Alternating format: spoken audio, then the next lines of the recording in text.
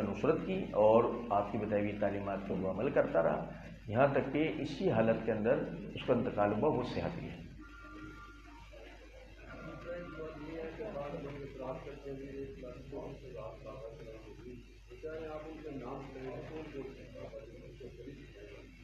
نہیں، ہمیں ضرورت ہی نہیں ہے، کیوں بتائیں گے ہمیں ضرورت ہی نہیں ہے اس کی۔ ہمیں وہ سامنے والا اس کی شرعی ضرورت بتا دے، ہم نام سے نام لے لیں، پوری کی پوری فہرست لے لیں۔ ہم کو اب وہ تو 1,24,000 بول رہا ہے، ہمیں تو 1,60,000 پتہ ہے، یعنی کہ ہمیں تو 1,60,000 بتائے گئے محدثین نے جو بتایا ہے بھائی 1,60,000 افراد حجۃ الوداع کے خطبے میں تھے، جو اس بات کی دلیل ہے کہ اللہ کے رسول کے اصحاب جو ہے نا وہ 1,60,000 تھے۔ لیکن سیدھی سی بات ہے، ہم تو صرف یہی بات عرض کرتے ہیں کہ آپ ہمیں شرعی ضرورت بتائیں ان کے ناموں کی، ہم آپ کو ابھی حل کر دیتے ہیں، آپ کو ٹینشن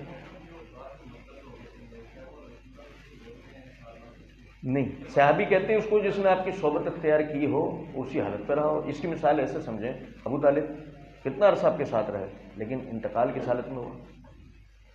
تو اس لیے صحابی کی تعریف فٹی اس پہ ہوگی نا کہ جس نے صحبت پوری طریقے سے اختیار کی اور وہ صحبت کے رنگ میں رنگ گیا۔ جو صحبت کے رنگ میں رنگ ہی نہ پایا، ایک مشن کے تحت اندر آیا تھا، جیسے اس کی مثال دیتا ہوں آپ جو نا وہ پڑھے قرآن پاک کے اندر وَإِذَا قِيلَ لَهُمْ وَإِذَا خَلَوْا إِلَىٰ شَيَاطِينِهِمْ، صحیح آپ جانتے ہیں نا اس بات۔ کون لوگ تھے یہ؟ خود اپنا مشن اپنے منہ سے بتاتے ہیں کہ جی وَإِذَا لَقُوا الَّذِينَ آمَنُوا قَالُوا إِنَّا مَعَكُمْ، جب ایمان والوں سے ملتے ہیں کہتے ہیں ہم تمہارے ساتھی ہیں۔ اب جب وہ ظاہر ہے کہ ایمان والوں سے ملتے ہیں تمہارے ساتھی ہیں، وہ کون لوگ ہیں؟ وہ منافقین ہیں۔ ایمان والے تو اصحاب رسول ہیں، اور وہ ان سے ملنے کا مقصد کیا بتاتے ہیں کہ جی ہم ان سے ملتے ہیں ان کا دین کا مذاق بنوانے کے لیے۔ تو جو مرتد ہوئے ہیں وہ ہوئے اس لیے تھے کہ وہ آئے اور وہ جو نا باقاعدہ اس پروپیگنڈے کے تحت اندر آئے تھے کہ وہ بعد میں نکلیں اس کو ثابت کرنے کے لیے کہ اسلام تو بڑا کمزور دین تھا۔ آج بھی آپ کے یعنی کہ آپ کے موجودہ دور میں ایسے کتنے لوگ ہیں کہ جو مسلمان ہوئے لیکن پھر اس کے بعد مرتد ہو گئے۔ انڈیا میں تو بہت ساری مثالیں ہیں اس کی، وہ صرف اسلام کو بدنام کرنے کے لیے ایسا ہوئے تھے۔ اصحاب رسول جنہیں کہا جاتا ہے ان میں سے تو کوئی ایک بھی ایسا نہیں ہے جو مرتد ہوا ہو، یہ سارے وہ لوگ تھے جو ایک مشن کے تحت اندر آئے تھے اور بعد میں وہ لوگ مرتد ہو گئے۔ بالکل بھی نہیں ہو سکتا۔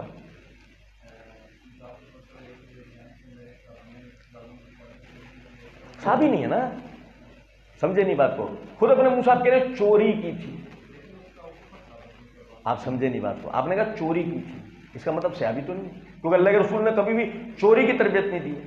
یہ دلیل ہے اس بات کی وہ صحابی نہیں تھا۔ دیکھیں یاد رکھیں اس بات کو، صحابی جس نے اللہ کے رسول کی صحبت اختیار کی ہو، جس کا مطلب یہ ہوگا اس میں سارے وہ اوصاف ہوں گے جو نبوت والے اوصاف ہیں۔ فرق صرف اتنا ہے وہ نبی نہیں ہے، جیسے کہ علی رضی اللہ تعالیٰ عنہ کا آپ نے مخاطب کر کے کہا تیری میرے ساتھ مثال اس طرح ہے جیسے ہارون کی موسیٰ کے ساتھ، فرق صرف اتنا میرے بات کوئی نبی نہیں ہوگا۔ تو ایک صحابی کا وصف یہ ہے کہ نبوت کی جو ایک اخلاقیات ہیں وہ اس کے اندر آنی چاہیے۔ اور حتیٰ کہ صحیح مسلم کتاب الایمان میں حدیث ہے، نبی صلی اللہ علیہ وسلم نے فرمایا مومن چوری، تو سوچیں اس بات کو، صحابی ہونا تو دور کی بات، جس نے چوری کی وہ مومن بھی نہیں تھا، تو ان سے صحابی کیسے بول سکتے ہیں؟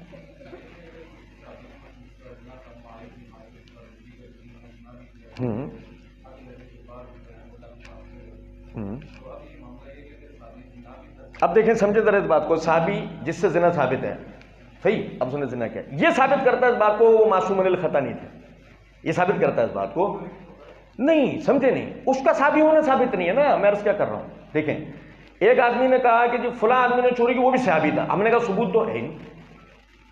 یاد رکھیں اس بات کو کہ ایک شخص نبی صلی اللہ علیہ وسلم کی صحبت میں آ کے بیٹھا اور اس کا نام تھا عبداللہ بن ابی بن سلول، صحابی تھا؟ کیوں نہیں تھا؟ یہ آپ کو کس نے بتایا؟ مسئلہ حل ہو گیا۔ اب جس نے چادر چوری کی اس کو کسی نے صحابی بتا رکھا ہے تو ہم بھی تسلیم کرنے کو تیار ہیں، اور اگر اسے صحابی نہیں بتا رکھا اور اس کا صحبت میں ہونا ثابت نہیں ہے تو ہم اسے صحابی کیسے بول سکتے ہیں؟ جیسے ہم نے مائز رضی اللہ عنہ کو مانا نا، مانا میں نے وہ صحابی ہیں، لیکن اس آدمی کا جس نے مالی غنیمت میں سے چوری کی صحابی ہونا ثابت نہیں ہے۔ سمجھ رہے بات کو؟ اب صحابی سے زنا سرزد ہو گیا، یہ اس کا ذاتی فعل تھا، یہ اس کا ذاتی فعل تھا اور اللہ نے اس سے درگزر فرمایا۔ اس میں اس کا تو یہ مطلب قطعی نہیں ہوگا کہ ہم تمام کے تمام صحابوں کو زانی قرار دیتے ہیں،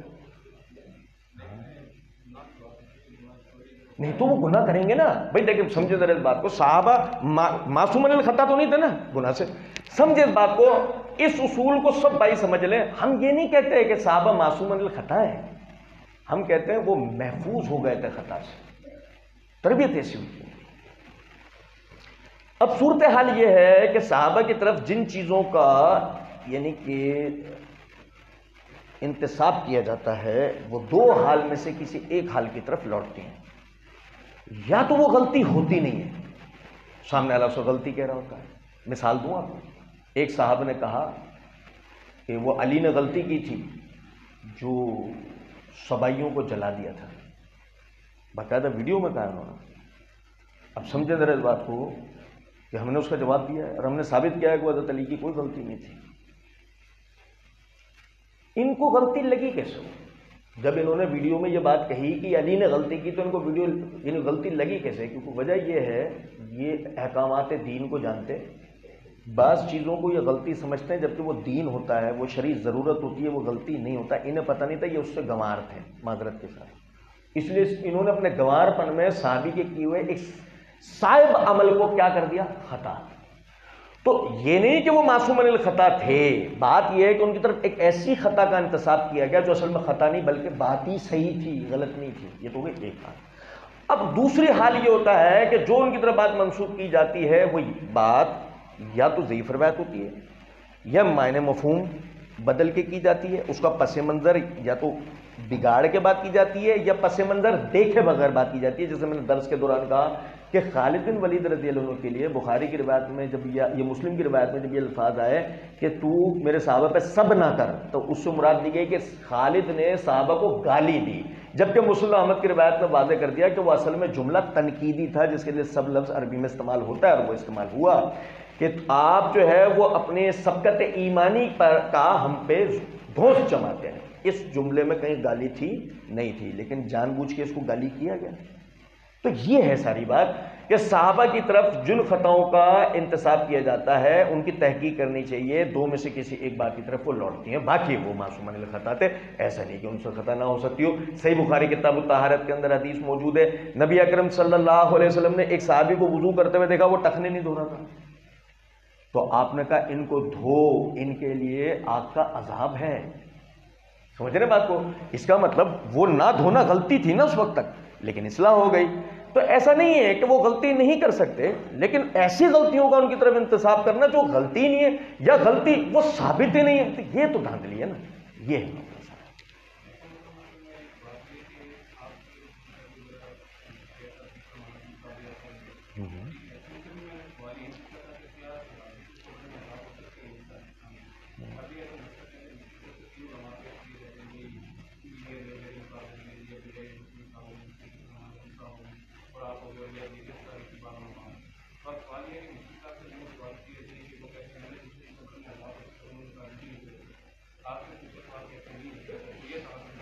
بہت آسان سی بات ہے، یہ مشکل بات تھوڑی تھی۔ قبر میں عذاب ہو سکتا ہے، جی ہاں ہو سکتا ہے، ان اللہ علی کل شیء قدیر۔ ہاں اس حساب سے دیکھیں نا کہ انہوں نے کہا صحابی کو قبر میں عذاب ہو سکتا ہے، آپ نے اتنا ہی سوال کیا نا ان سے، اور اضافی تو کوئی بات نہیں بولی تھی؟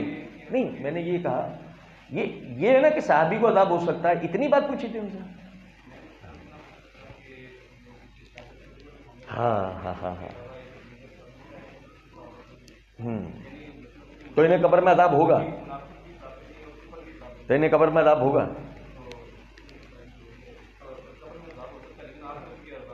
نہیں ہو سکتا ہے، دیکھو پھر آگے نا گھوم پہ، آپ بتاؤ ایمانداری سے ایک بات بتاؤ، ہو سکتا ہے اور ہوگا، دو میں فرق ہے۔ یہی تو کہہ رہا ہوں نا، بات ساری یہ ہے کہ دیکھیں ہو سکتا ہے پر تو بات کی جا سکتی ہے، کیونکہ اس کی وجہ یہ ہے کہ بھئی سمجھے ذرا اس بات کو، وہ تو بہت سارے حضرات تھے، نا، بات کی جا سکتی ہے، لیکن ہوگا کا ثبوت چاہیے۔ کیا مطلب؟ جیسے مثال دیتا ہوں آپ کو ایک چھوٹی سی، فرض کر لیتے ہیں کہ ایک آدمی نام لے کر کہتا ہے، معاویہ رضی اللہ تعالیٰ عنہ، آپ نے بھی نام لیا بھی ہے ان کا، ایک آدمی نام لے کر کہتا ہے کہ فلاں فلاں محدث نے یہ دعا کی تھی کہ اگر معاویہ کو عذاب ہو نا تو مجھے کوئی فرق نہیں پڑے گا۔ ہم نے اس کا جواب دیا اللہ کے فضل سے۔ تو چھوٹی سی بات ہم نے اس کے اندر پوچھی تھی، وہ جو کہتا ہے وہ کہتا ہے آپ کا کیا عقیدہ ہے؟ سمجھے نہیں؟ کیونکہ قبر کے عذاب کا تعلق ہے نا یہ عقیدے سے ہے، احتمالی باتوں سے نہیں ہوتا. مثال دیتے ہیں ایک چھوٹی سی کہ ہمارے جو بریلوی حضرات ہیں وہ اصالے سے قبر کے اوپر پھول ڈالنے کی ایک دلیل بناتے ہیں. صحیح بخاری کی روایت ہے کہ نبی صلی اللہ علیہ وسلم کا گزر 2 قبروں پر سے ہوا. آپ رک گئے, ایک ٹہنی توڑی, اس کے 2 حصے کیے, ایک اس قبر پہ لگایا, ایک اس قبر پہ لگایا, اور آپ نے یعنی جب صحابہ نے پوچھا کہ لیکن رسول اس کا کیا مطلب تھا, تو نبی صلی اللہ علیہ وسلم نے فرمایا 2 قبر والوں پہ عذاب ہو رہا تھا. کوئی بڑی بات سے نہیں, چھوٹی چھوٹی باتوں سے. ایک غیبت کرتا تھا, دوسرا پیشاب کے چھینٹوں سے نہیں بچتا تھا. میں نے یہ دونوں ٹہنیاں اس لیے لگائیں کہ جب تک یہ تر و تازہ رہیں گی, یہ اللہ کی تسبیح بیان کرتی رہیں گی, اور جو اگر یہ اللہ کی تسبیح بیان کرتی رہیں گی تو ان کے عذاب میں تخفیف رہے گی. وہ کہتے ہیں کہ دیکھو اس سے قبر پہ پھول ڈالنا ثابت ہوتا ہے. اب آپ بتائیں آپ کے نزدیک ہوتا ہے یا نہیں؟ جی اچھا, ٹہنی لگا دیں تو آپ کے نزدیک کیسا ہے؟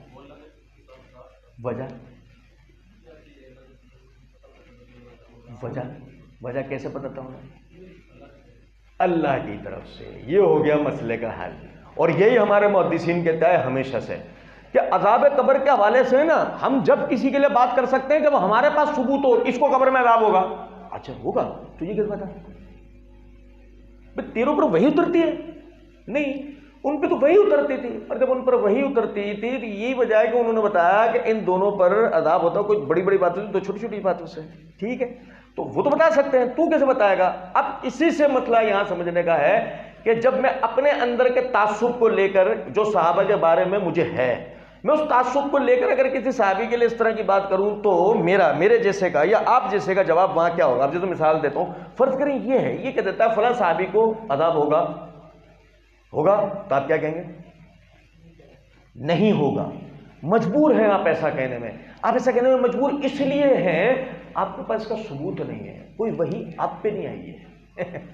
تو اس لیے جس کے لیے ہوگا اس کے لیے ہم یہ بات کریں گے, جس کے لیے نہیں ہوگا اس کے لیے نہیں کریں گے. ہاں اوصاف کے ذریعے بحث کی جا سکتی ہے کہ فلاں فلاں اوصاف کے مالک آدمی پر عذاب قبر ہوتا ہے, جیسے کہ پیشاب کے چھینٹے سے نہ بچنے والے پر عذاب ہوتا ہے. تو اب پھر وہی بات آئے گی گھوم پھر کے, کون سا صحابی تھا جو پیشاب کے چھینٹوں سے نہیں بچتا تھا؟ اور روایت ثابت ہونا چاہیے, دیو مالائی کہانی نہیں ہونی چاہیے. ویسے ہی ہم تو بابا کی کہانیوں کے دشمن ہیں, بے سند باتوں کے دشمن ہیں. اگر ہم بے سند باتوں کے دشمن ہیں اور ہمارے ہی خلاف کوئی بے سند باتیں بیان کر رہا ہوں ہے بھائی یہ, اور اس میں کوئی کنفیوژن ہو, کسی اور بھائی کا سوال ہو؟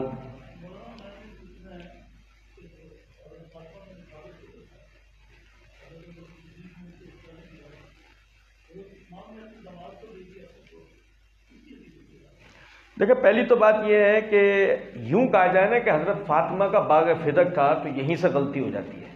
کیونکہ اس کی وجہ یہ ہے کہ آپ جب قرآن کریم کا مطالعہ کریں گے تو سورہ حشر میں جو مال فے کی جو آیت اتری ہے, مال فے کا مسئلہ, اس کی تفسیر جب آپ پڑھیں گے تو تمام مفسرین نے اس کی تفسیر میں یہ بات لکھی ہے کہ مال فے اس مال کو کہتے ہیں کہ جو مسلمان کہیں حملہ کریں, فوج اس علاقے کو چھوڑ کے بھاگ جائے, بغیر لڑے وہاں کا مال مسلمانوں کے قبضے میں آ جائے, اس مال کو مال فے کہا جاتا ہے.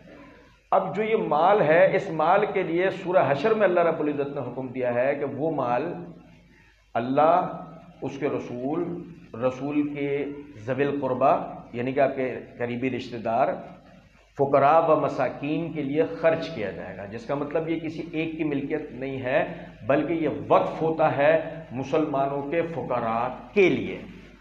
اب یہ بات غور طلب ہے کہ اس کا ایک حصہ, چونکہ وہ اس پر حق اللہ کے رسول, وہ جو مال اس باغ میں سے نکلے گا اس پہ اللہ کے رسول اور حضرت فاطمہ کا بھی حق تھا, یعنی کہ آپ کے اہل بیت کا بھی حق تھا. اس لیے اس کا ایک حصہ اللہ کے رسول حضرت فاطمہ کو بھی بھیجتے تھے. حضرت فاطمہ کو ایسا لگتا تھا کہ یہ مال میری ملکیت ہے. ٹھیک ہے, اچھا میں یہ جو حدیث سناؤں گا نا, یہ سب بھائی غور سے سن کے بتانا یہ حدیث میں غلط سنا رہا ہوں یا صحیح سنا رہا ہوں, یہ حدیث ہے بھی یہ نہیں ہے, یہ سب بھائی سنانا, یہ سب بھائی بتانا مجھے نا. نبی اکرم صلی اللہ علیہ وسلم نے فرمایا ہم انبیاء کرام علیہ الصلوۃ والسلام دنیا میں مال جمع کرنے نہیں آتے,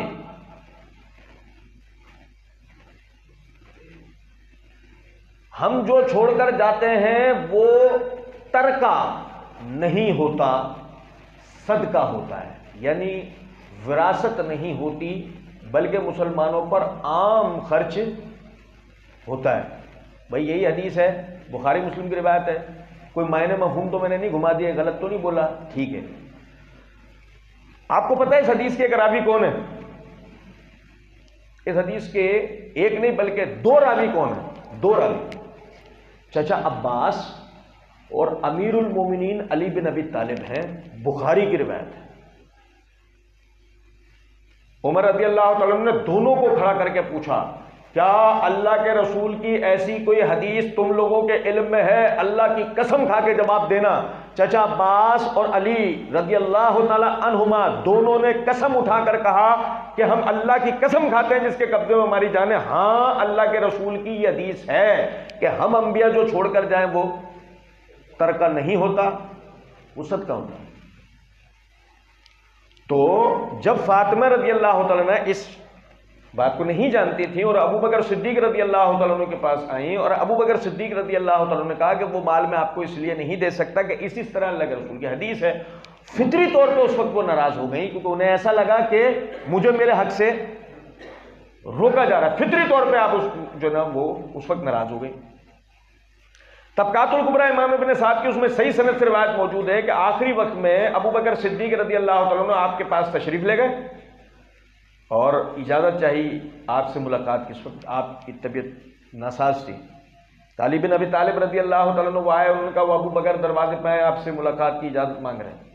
حضرت فاطمہ نے کہا انہیں آنے دیں، تو ابو بکر صدیق رضی اللہ تعالیٰ عنہ اندر آئے، ان سے بات چیت کی، ان سے راضی کیا، اور فاطمہ ان سے راضی ہو گئی، اور اتنا راضی ہو گئی، اس درجے راضی ہو گئی کہ اگلی روایت میں یہ الفاظ ہے کہ آپ نے یہ وصیت کی کہ انہیں ابو بکر رضی اللہ تعالیٰ عنہ کی جو دوسری بیوی ام رومان وہ غسل دیں، علی کے ساتھ مل کے وہ غسل دیں، اس درجے جو ہے حضرت فاطمہ ان سے راضی ہوئی ہیں۔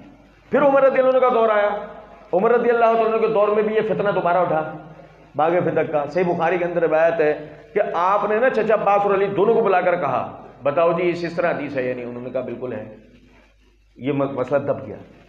عثمان رضی اللہ تعالیٰ عنہ کا دور جب آیا تو آپ نے وہ باغ دے نہیں دیا، اس کی ذمہ داری دی تھی، کیا بات تھی اور اسے کیا بنا دیا گیا؟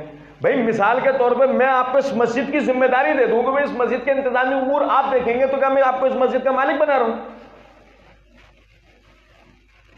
لیکن مسئلہ یہ ہے کہ little knowledge is very dangerous, کم معلومات آدمی کے لیے نیم ملا نیم یوٹیوبر وہ تو زیادہ ہوتا ہے۔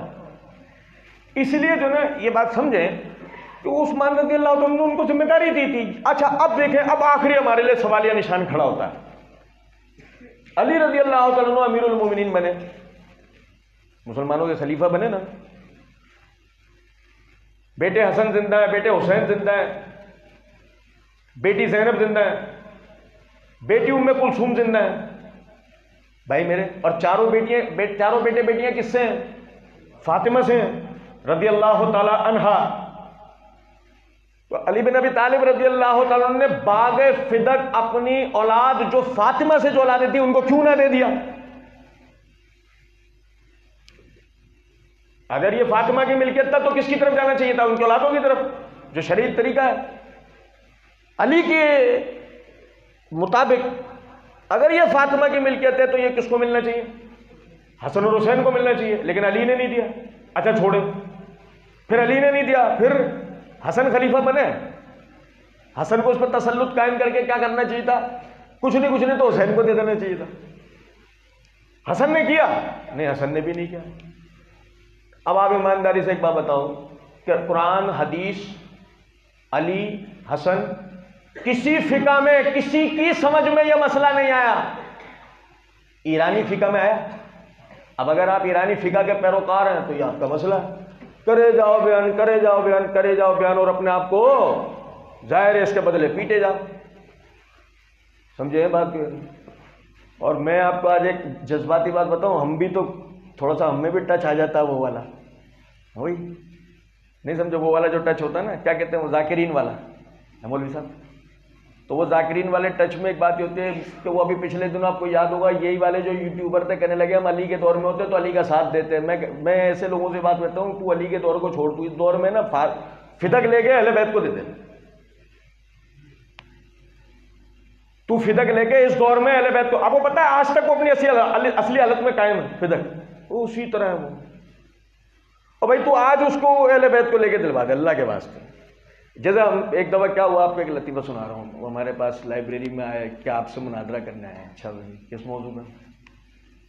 ہم ثابت کریں گے خلافت علی کا حق تھی, ابو بکر عمر نے غصب کر لی تھی. اچھا تھی جی تھی, ہر مانے تھی, انہوں نے کہا تھی, ہم نے کہا ہر مانے. سمجھے بات کیوں نہیں بھائی, آپ نے تو کہا ہی ہے نا کہ تھی, تو آپ نے تو یقینی بات کی ہے نا کہ ان کا ہر مانے ختم. اب وہ جارے منہ دیکھ رہے ہیں یہ کیا ہوا ہے, تو ایسی ہر مانے.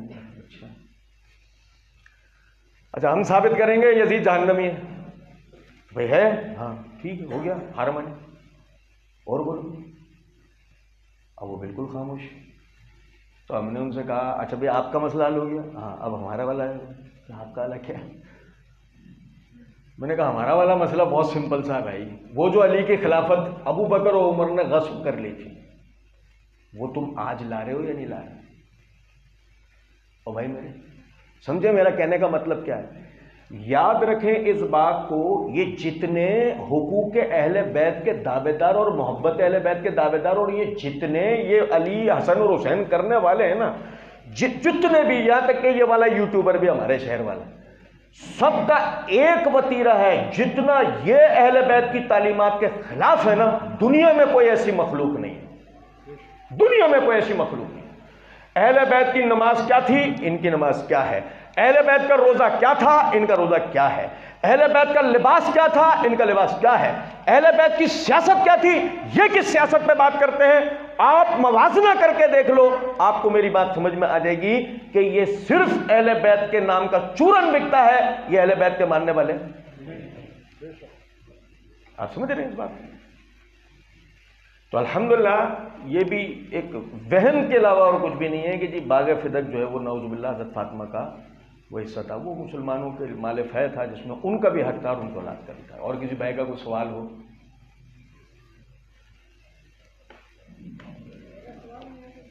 وعلیکم السلام. جی جی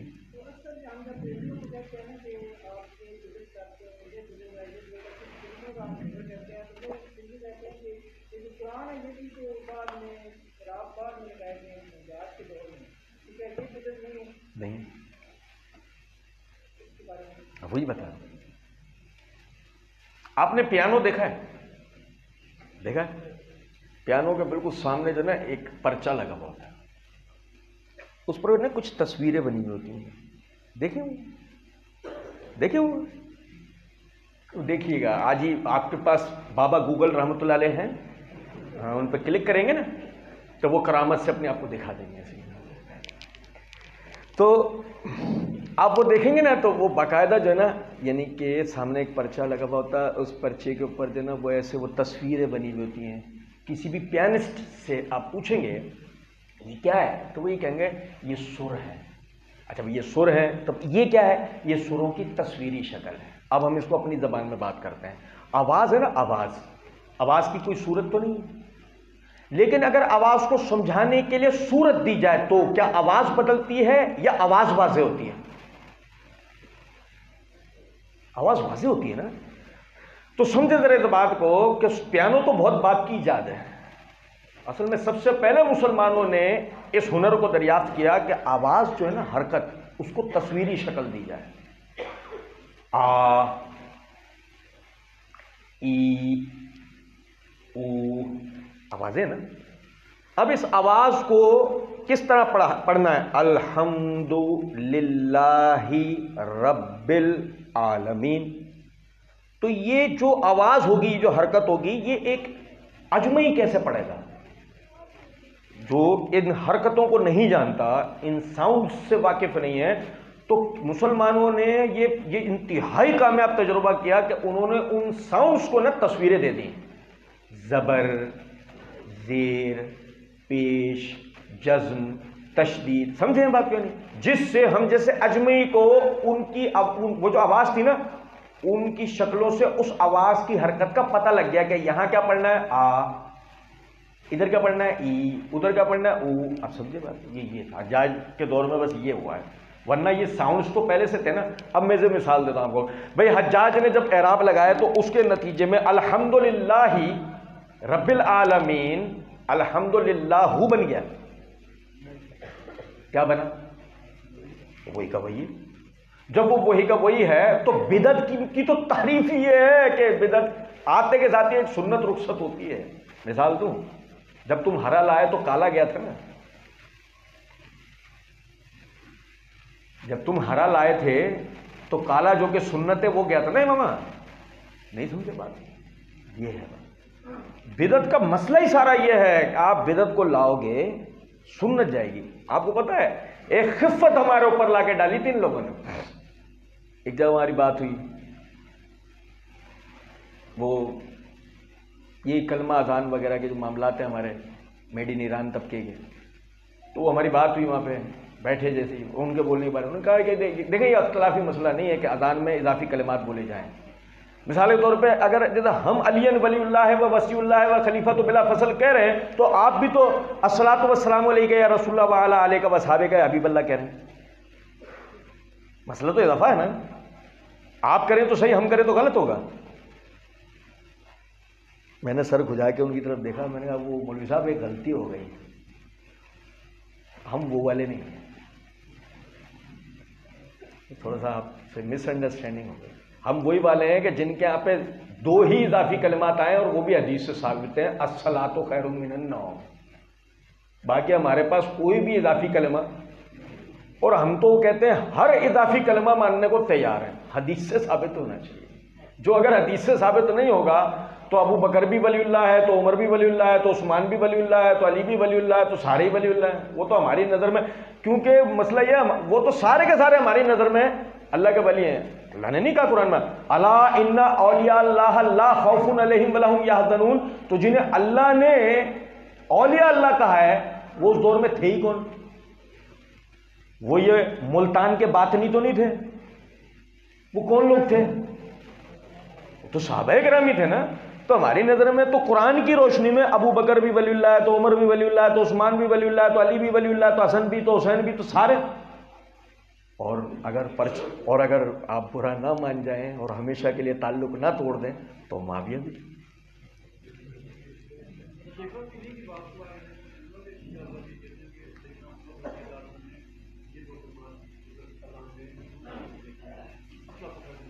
ابو معذورہ رضی اللہ تعالیٰ عنہ کی روایت موجود ہے ابو داؤد کے اندر کتاب الاذان کے اندر کہ نبی صلی اللہ علیہ وسلم نے مجھے فجر میں اذان دینے کے لیے کہا، میں نے اذان دی. جب میں نے حی علی الفلاح کہہ دیا تو نبی صلی اللہ علیہ وسلم نے کہا اب یوں بول الصلاۃ خیر من النوم 2 مرتبہ. تو یہ تو حدیث سے ثابت ہے. عمر رضی اللہ عنہ زیادہ میں زیادہ اس کی تاکید کر سکتے تھے بس، اور تو کچھ نہیں. جی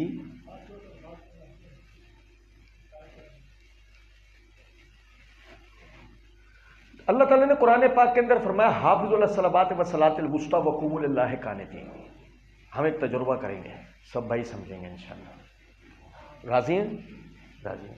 ٹھیک ہے ٹھیک ہے. آپ صاحب آپ کھڑے ہوں، یہ ہمارے شیخ صاحب بتائیں گے آپ کو انشاءاللہ. آپ سب سیدھے کھڑے ہو جائیں، بالکل سیدھے ہاتھ بالکل باندھ لیں اپنے، صحیح ایسے سیدھے کر لیں، سیدھے کر لیں ایسے سیدھے. اب حافظ صاحب کو غور سے دیکھیں. حافظ صاحب دنیاوی حیت کے مطابق بالکل سیدھے کھڑے ہیں. کھڑے نہیں کھڑے؟ مطلب یہ کہا جا سکتا ہے یہ ادب سے کھڑے ہیں؟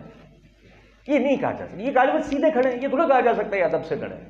کہا جا سکتا ہے کہیں آپ بتاؤ. اچھا میں اگر کوئی، میں اپنے منہ میں لقمہ نہیں ڈال رہا ہوں، آپ میرے اوپر چاہیں تو اس حوالے سے مجھ سے اختلاف کر سکتے ہیں. نہیں یار آپ بول رہے ہو تو بعد ابھی کھڑا ہوا ہوں. بتائیے یہ بعد اب کھڑے تو ہیں، بعد اب کا بھی فیصلہ نہیں ہو سکتا. اچھا بیٹھیے آپ صاحب، جزاک اللہ. پھر دوبارہ کھڑا کروں گا آپ کو. کھڑے آج آپ کی اٹھک بیٹھک ہوگی. اللہ تعالیٰ نے قرآن پاک کے اندر فرمایا حافظوا علی الصلوات والصلاۃ الوسطیٰ وقوموا للہ قانتین. نمازوں کی حفاظت کرو اور خصوصاً بیچ والی نماز کی. بھائی کس کا ذکر ہو رہا ہے؟ نماز کا. نماز کا ذکر ہو رہا ہے. نماز کا فرمایا حافظوا علی الصلوات والصلاۃ الوسطیٰ وقوموا للہ قانتین. نمازوں کی حفاظت کرو، خصوصاً بیچ والی نماز کی، اور اللہ کے حضور با ادب کھڑے ہوا کرو۔ نماز کی حفاظت کرتے ہوئے جب کھڑے ہونا ہے تو با ادب کھڑے ہونا ہے۔ جب با ادب کھڑے ہونا ہے تو کیسے کھڑے ہونا ہے؟ اب آپ صاحب کھڑے ہوں، اب ذرا بھائی ہم با ادب کھڑے ہو رہے ہیں نماز کے لیے جو اللہ نے حکم دیا، وقوموا للہ قانتین، اللہ کے لیے با ادب کھڑے ہوا کرو۔ آپ صاحب نے اپنے ہاتھ لٹکائے ہوئے ہیں، آپ صاحب ہاتھ لٹکائے ہیں، آپ صاحب ہاتھ لٹکائیں، کیونکہ اب بتایا بھائی نے کہ وہ زیادہ افضل ہے۔ اب کوئی دیکھ کے بتایا ان کو کہ اللہ نے تو کہا تھا قوموا للہ قانتین، بڑا افضل طریقہ ہے بھائی قوموا للہ قانتین کا، ذرا دیکھنا ہے کہیں سے؟ تو گردن جھکانا ادب ہوتا ہے؟ یہ دنیا کی کس نہیں جناب علی، وہ آپ کی عقل سے ہے، حدیث سے تھوڑی ہے، ہمیں تو حدیث سے لینا پڑے گا، ہمیں تو قرآن کی آیت سے لینا پڑے گا۔ قرآن نے بتایا بادب کھڑے ہوئے، اب حدیث آپ کو ادب بتائے گی، صحیح؟ چلو بھائی حدیث سے ادب سنتے ہیں بھائی۔ سہل بن سعد رضی اللہ تعالیٰ عنہ فرماتے کان الناس یؤمرون ان یضع ید الیمنی علی ذراعہ الیسری فی الصلاۃ۔ اللہ کے رسول اپنے زمانے میں حکم دیا کرتے تھے کہ دائیں ہاتھ کو بائیں ہاتھ پر نماز میں رکھے جائیں۔ ہو سکتا ہے کہ وہ یہ میں جو معنی کر رہا ہوں کوئی کہے کہ نہیں معنی اس طرح تو نہیں ہے، معنی اس طرح کان الناس یؤمرون، لوگوں کو حکم دیا جاتا تھا۔ تو سمجھے بات کو؟ آگے امام بخاری نے توجہ لا دی، یہ حدیث حکمن مرفوع ہے، تو حکمن مرفوع ہے تو مطلب یہ ہے کہ معنی یہ بنیں گے اللہ کے رسول حکم دیتے تھے اپنے زمانے میں کہ دائیں ہاتھ کو بائیں ہاتھ پر نماز میں رکھے جائیں۔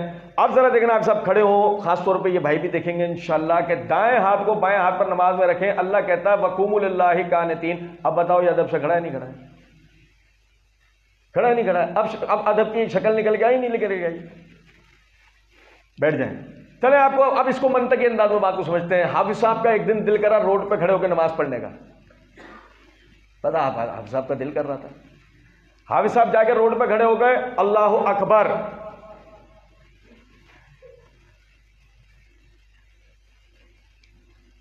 بتائیے حافظ صاحب تو نماز پڑھ رہے تھے نا، پیچھے سے گاڑی والا اڑا کے چلا گیا،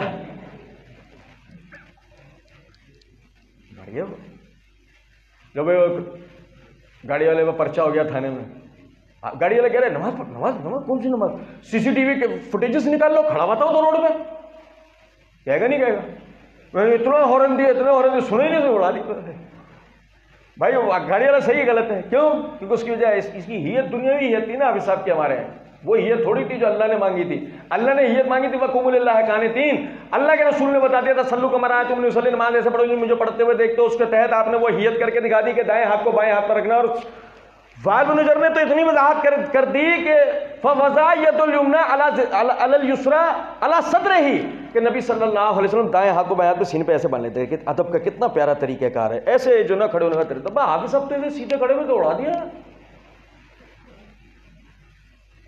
کیونکہ وہ حافظ صاحب کا مسئلہ تھا، حافظ صاحب سمجھ رہے تھے کہ ادب میرے گھر کا چلے گا، ادب ان کے گھر کا نہیں چلے گا۔ ادب کون سا چلے گا؟ جو اللہ نے اپنے نبی سے مانگا ہے۔ تو نماز کا جو طریقہ ہے، افضل یا مفضول کی بحث ہی نہیں، نماز میں ہاتھ لٹکانا ثابت ہی نہیں ہے، نماز میں کسی جگہ بھی ہاتھ لٹکانا ثابت نہیں ہے، نماز میں ہاتھ باندھے جائیں گے، ہاتھ لٹکائے نہیں جائیں گے۔ اس حوالے سے میں نے جو نا ایک حضرت صاحب کی ایک ویڈیو کا جواب بھی دیا، 2 یا 3 پارٹس کے اوپر ویڈیو، ان کے دلائل کا بھی جواب دیے، ان کے منتبوں کا بھی جواب دیے، اور ہاتھ باندھنے کے بھی دلائل اس کے اندر دیے۔ کسی اور بھائی کا کچھ سوال ہو؟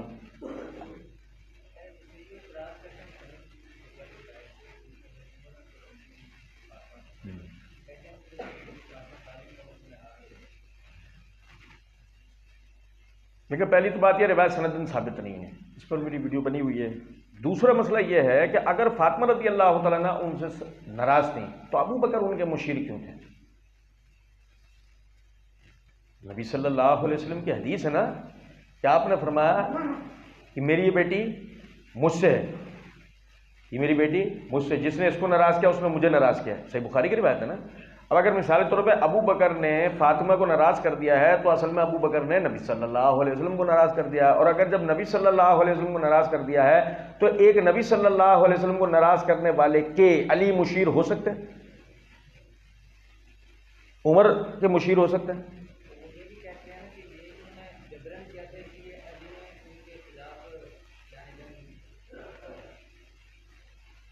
اگر مثال کے طور پہ جبرن بھی یہ کام ہوتا تو حضرات بنو ہاشم کیا ایک دو تھے؟ 40 خاندانوں میں مبنی پورا قبیلہ تھا. ظاہر ہے کہ اگر مثال علی سے جبر ہو رہا تھا تو علی سے ہو رہا تھا نا، باقی تو سب آزاد تھے. اور غیرت دین، غیرت ملی ان کے اندر کوٹ کوٹ کے بھری ہوئی تھی. حرب فجار اس کی زندہ مثال ہے. تو اگر اس طرح کا کوئی معاملہ ہوتا وہ تو سب لڑنے کے لیے نکل آتے ہیں، اور سارے کے سارے ان کو ابو بکر عمر رضی اللہ تعالیٰ عنہما ان دونوں کے اوپر حملہ کرتے ہیں، مارتے، جو بھی مسئلہ سرا. تو یہ محض ہوائی داستان ہے، یہ راویوں کی من گھڑت ہے، اس کا کوئی شریعت مطلب اس کا کوئی سند ثابت نہیں ہے.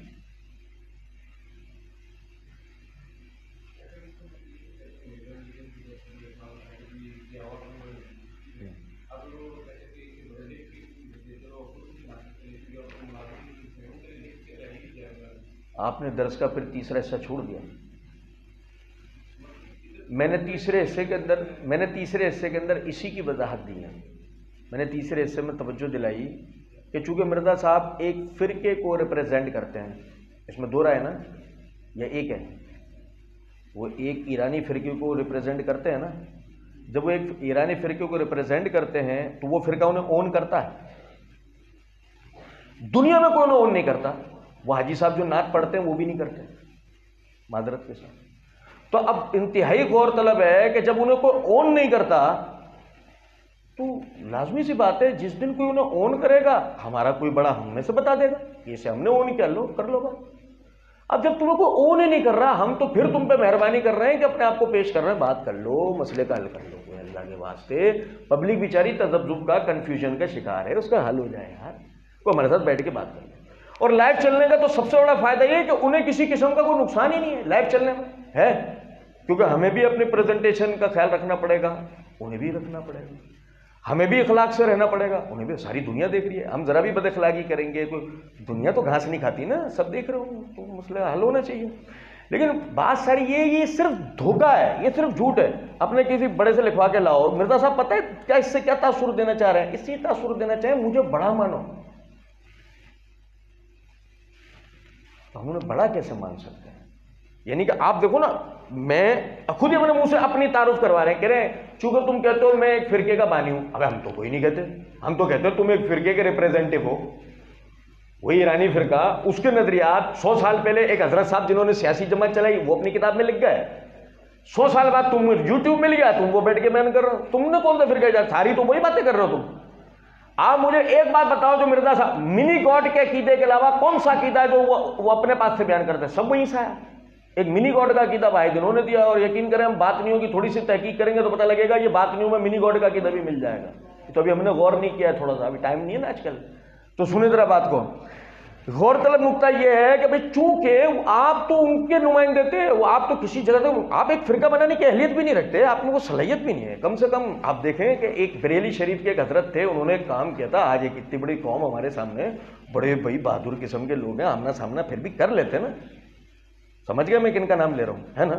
آپ والے تو ایک بھی نہیں ہے، کوئی بھی نہیں ہے، آپ ہیں ہی نہیں نا ایسے.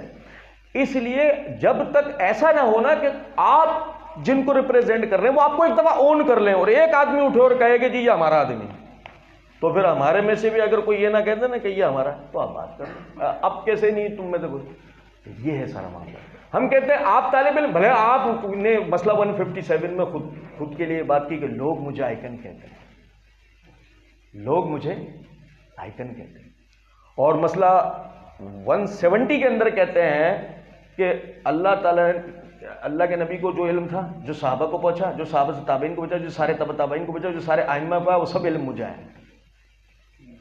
ماشاءاللہ، ہم تو یہ کہتے ہیں یہ تو بہت اچھی بات ہے نا. کتنی اچھی بات ہے، سارا علم آپ کے پاس، آئیکن ہے آپ، ہے نا. مسئلہ 157 کے اندر کہتے ہیں کہ وہ پتہ نہیں وہ کون سے ایک مناظر ہمارے بریلوی حضرات کے، ان کا نام لے کر کہتے ہیں کہ جی سعودیہ تک کے علماء ان کا سامنا نہیں کرتے اور وہ میرا نہیں کرتے. تو آپ دیکھیں نا، آہستہ آہستہ اسٹیٹس خود بنا لیا انہوں نے اپنا، وہ کیا بنتے جا رہے ہیں ماشاءاللہ. نہیں تو ہم ان کو یہ کہتے ہیں کہ جب ماشاءاللہ آپ اس اسٹیج کے اوپر پہنچ گئے، اب آپ تو خود اپنے آپ کو بنا کے وہاں تک پہنچ گئے نا. جب پہنچ گئے اب آپ کیا کریں؟ آپ کم سے کم دیکھیں مرزا قادیانی کے طریقے پہ عمل کر لو یار. اتنی تو بات ہوئی. دیکھو آپ کو پتہ ہے مرزا قادیانی سب کا سامنا کر لیتا تھا سوائے ثناء اللہ امرتسری رحمۃ اللہ علیہ. سوائے ثناءاللہ امرتسری رحمۃ اللہ علیہ کے مرزا قادیانی نے سب کا سامنا کیا ہے، بلکہ مرزا قادیانی جب تک اپنے اس باطل دعووں پر نہیں آیا تھا نا، مجدد، مہدی زمان، مسیح موعود، ان دعووں پہ جب تک وہ نہیں آیا تھا، اس سے پہلے اس کے آریہ سماجیوں سے، ہندوؤں سے، عیسائیوں سے مناظرے ہوئے اور وہ جیتا ہے مرزا قادیانی۔ تو کم سے کم مرزا قادیانی کو ہی دیکھ لیتے، کچھ غیرت اسی سے پکڑ لیتے، کم سے کم اتنا باطل آدمی تک سامنا کر لیتا ہے۔ اگر آپ اتنے کچھ تھے تو کم سے کم آپ سامنا تو کرو کسی سے۔ تمہیں مجھے 50,000 سے ملنا پڑے گا تو ملو، دین کا کام ہے نا، کون سا تمہاری ذات کا کام ہے؟ تمہیں 100 سے ملنا پڑے، تمہیں 200۔ یار ہمیں دیکھ لیجئے نا، ہم اپنے شہر سندھ سے نکلے، آج 18 شہروں میں ہوتے ہوئے آپ کے پاس 19ویں شہر میں آپ بچے بھی اٹک تک جائیں گے نا، ہم بھی تو ہے نا، ہم بھی یہ بات بولتے تھے کتنے شہروں میں جائیں، کس کس سے ملیں، اس کے بھی سوال کا جواب دیں، اس کو بھی دیں۔ بھائی ذمہ داری ہے نا، ایک ذمہ داری ہے کہ آپ کو ایک شخص وسوسے دینے کی کوشش کرے تھا، ہم اپنی کوشش کرے تو ان وسوسوں کو دور کرنے کی، ختم۔ ہم نے اس کا ایک علاج سوچا، تیسرے حصے میں بیان کیا کہ بھائی ہم نے سب جواب دیے، آپ سمجھتے ہیں وہ جواب صحیح نہیں ہے، آپ اس کا جواب دو، اور اگر آپ سمجھتے ہیں وہ جواب صحیح ہے تو آپ قبول کرو، آپ اور آپ اپنی ضروریت پوری قبول کریں۔ وہ اگر ایسا بھی نہیں ہوتا تو پھر ایک ہی حل بچ جاتا ہے نا کہ آپ آمنا سامنا کریں تاکہ اس مسئلے کا ہمیشہ کے لیے حل ہو۔ آپ کو پتہ ہے جو آدمی بھی فرقہ واریت کو آج ختم کرنے کی بات کرتا ہے، اس کے اوپر یہ لازم ہے کہ یا تو وہ فرقہ وارانہ بات نہ کرے، جو اگر کرے تو پھر آمنا سامنا کرے۔ اس میں کوئی دو رائے نہیں ہے کہ حضرت صاحب صرف فرقہ وارانہ باتیں کرتے ہیں، تو اس لیے ضروری ہے کہ وہ یا پھر سامنا بھی کیا کرے۔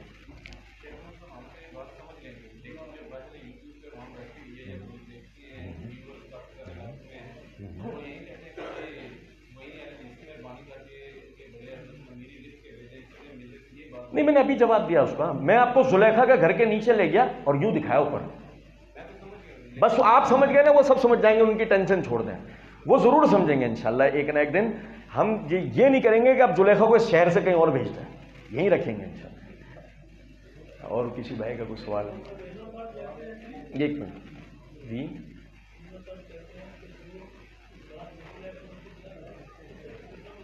ماشاءاللہ، اللہ انہیں برکت دے، اور یہی وجہ ہے کہ انہوں نے اپنی ایک ویڈیو میں کہا ان محدثین کے ختنے چیک کرنے چاہیے۔ نعوذ باللہ، ایسا اخلاق جو نبوت کا اخلاق مرزا جی کہتے ہیں کہ مجھے ملا، تو پھر وہ محدثین کے ختنے چیک کرنے والا کام جو کر رہے ہیں، میں تو کہتا ہوں کہ اگر آپ کو اتنا زیادہ اس کا شوق ہے تو کسی ہاسپٹل میں آپ کو جاب کرنی چاہیے، رات دن چیک کرتے ہیں، بہت آتے ہیں، آدمی کے اپنے اپنے شوق ہوتے ہیں۔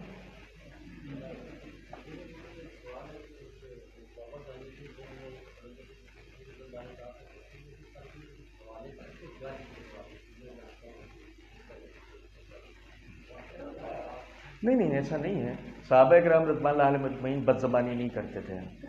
نبی اکرم صلی اللہ علیہ وسلم نے فرمایا مومن لعن طعن کرنے والا، گالیاں دینے والا، فحش کلامی کرنے والا نہیں ہوتا۔ ہاں، جاہلیت کے ایام کے اندر اگر، یا شروع اسلام کے اندر اگر ان کی زبان سے کوئی ایسے کلمات نکلے تو وہ بعد کے حالات میں تو ان پر حجت نہیں ہوں گے نا، یا ان کے خلاف حجت نہیں بنائے جا سکتے نا، تو اس طرح کی بات نہیں کرنی چاہیے۔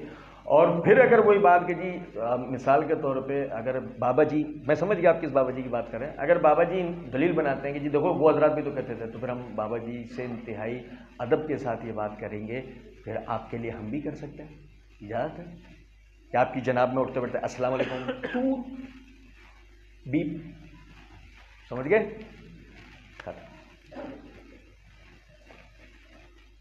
اگر کسی بھائی کا سوال ہو تو بتائیں جی۔ جنازے آ کے زندہ بیٹھے ہوئے تو جھوٹ بولا یہ بھی انہوں نے کہ ہم نے جنازے نکال دیے۔ اگر جنازے نکال دیے ہوتے تو خود جنازے کی طرح ایک کمرے میں پڑے ہوتے، بتائیے۔ ہم دیکھو کیسے مزے سے پورے زمانے میں پھر رہے ہیں۔ ابھی پچھلے دنوں نا ایک جگہ میرا پروگرام ہو رہا تھا سوال جواب میں نا، ایک صاحب جذباتی ہو کے کہنے لگے کہ انہوں نے نا دکانیں بند کر دی ہیں۔ میں نے کہا ہم تو پورے زمانے میں پھر رہے ہیں، پہلے تو میرے کو پوچھتا تک نہیں تھا، خود ان کے بقول کہ یہ آج میرے نام سے کرے، انہیں کوئی پوچھتا نہیں تھا۔ سچی بات ہے، پہلے ہمیں کوئی پوچھتا نہیں تھا۔ دیکھو اللہ نے ہمیں کتنی عزت دی، دفاع صحابہ کا ہم نے کام کیا، آج دندنا کے پورے پاکستان میں پھرتے ہیں ہم، اللہ کا بڑا کرم ہے، ہمیں کوئی مسئلہ نہ۔ لیکن باقی اگر انہیں کوئی عزت ملی ہوتی تو آج کہاں ہوتے؟ یا کھڑے ہوتے، ہاں بھائی آ جا، بڑی باتیں کر رہا ہے تو آ جا، ہوتے نا بھی نہیں۔ تو بتائیں دکان کس کی بند ہو رہی ہے اور جنازہ کس کا اٹھنے والا ہے انشاءاللہ۔ کیا اور کسی بھائی کا کوئی سوال ہو؟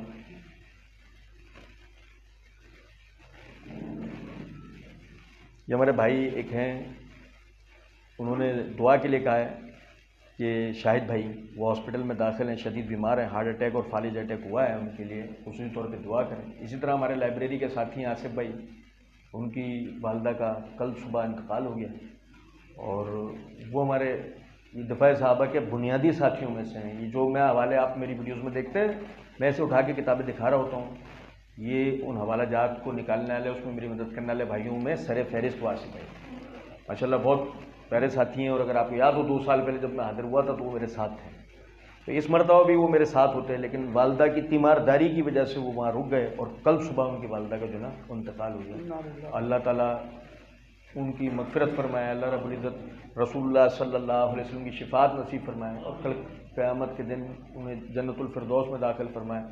میں ان کی تعریف کر کے ان کی نیکی ضائع نہیں کرنا چاہتا، لیکن بس صرف اس لیے کہ یہاں بیٹھے ہوئے بھائیوں کو ترغیب ہو تھوڑی سی۔ والدہ کا انتقال کی ہمیں خبر دینے کے 10-15 منٹ بعد پتہ ہے انہوں نے مجھ سے کیا سوال کیا، کہنے لگے کل رات کا پروگرام کیسا ہوا، کیا بھائی سمجھے یا نہیں سمجھے؟ اللہ کی قسم یار، یہ اتنے پیارے بھائی ہیں ہمارے، یقین کریں یہ منہج محدثین پر رہنے والے جو لوگ ہیں نا، ان کی سب سے بڑی خوبی ہے یہ بس یہ دیکھتے ہیں کہ اللہ کے دین کی خدمت ہو رہی ہے، نہیں وہ یہ نہیں دیکھتے وہ کس تکلیف پریشانی میں ان کے ساتھ کیا معاملات ہیں اور کیا نہیں، لیکن بس یہ ہے وہ اللہ کے دین کے لیے خود کو ہمیشہ پیش رکھتے ہیں۔ ایسا ہمیں بھی ہونا چاہیے۔ یقین کریں یہ جتنے فتنے آج گھوم رہے ہیں نا، یہ گھوم ہی اس وجہ سے رہے ہیں۔ اجتماعی طور پہ ہم میں سے ہر آدمی اللہ کے دین کی خدمت کا کام کرتا، آج اس طرح کے فتنے اپنی موت مر چکے ہوتے ہیں۔ اسی طریقے سے یاد رکھیں اس بات کو، نبی اکرم صلی اللہ علیہ وسلم نے فرمایا کہ جب مسلمان اپنے مسلمان بھائی کے پیٹھ پیچھے اس کے لیے دعا کرتا ہے تو اللہ رب العزت اس کے اوپر فرشتہ مقرر کر دیتا ہے، جو وہ اپنے مسلمان بھائی کے لیے مانگتا ہے فرشتہ اس کے لیے مانگ رہا ہوتا ہے۔ آج ہم اپنے مسلمان بھائیوں کی شفا یابی کے لیے دعا کریں گے، اللہ رب العزت ہمیں بیماریوں سے محفوظ رکھے گا۔ آج ہم اپنے مرحومین کی مغفرت کے لیے دعا کریں گے، اللہ رب العزت ہمارے گناہوں کو معاف کرے گا۔ آج ہم ان کی شفاعت کے لیے دعا کریں گے، کل قیامت کے دن اللہ رب العزت ہمیں شفاعت نصیب کرے گا۔ آج ہم جنت کا کسی کے لیے سوال کریں گے، اللہ رب العزت کل قیامت کے دن ہمیں جنت میں داخل کرے گا۔ اللہ رب العزت تمام بیماروں کو شفا کاملہ عاجلہ عطا فرمائے۔ اللہ رب العزت ہمارے مرحومین کی مغفرت فرمائے۔ اللہ رب العزت قرض داروں کو قرضوں سے نجات عطا فرمائے۔ جو بہن بیٹیاں اپنے گھروں میں رشتوں کے حوالے سے بیٹھی ہیں، اللہ رب العزت ان کے نیک صالح رشتے کروائے، اور جو ہمارے بھائی بے اولاد ہیں اللہ رب العزت انہیں نیک صالح اور دین کی خدمت گزار اولاد نصیب فرمائے۔ اللہ تعالی ہماری کاروباری تنگیاں جو ہیں وہ ختم فرمائے، ہمارے کاروبار میں وسعت دے، اور ہمیں مالی جانی جسمانی ہر اعتبار سے دین کی خدمت کی توفیق عطا فرمائے۔ وما علینا الا البلاغ۔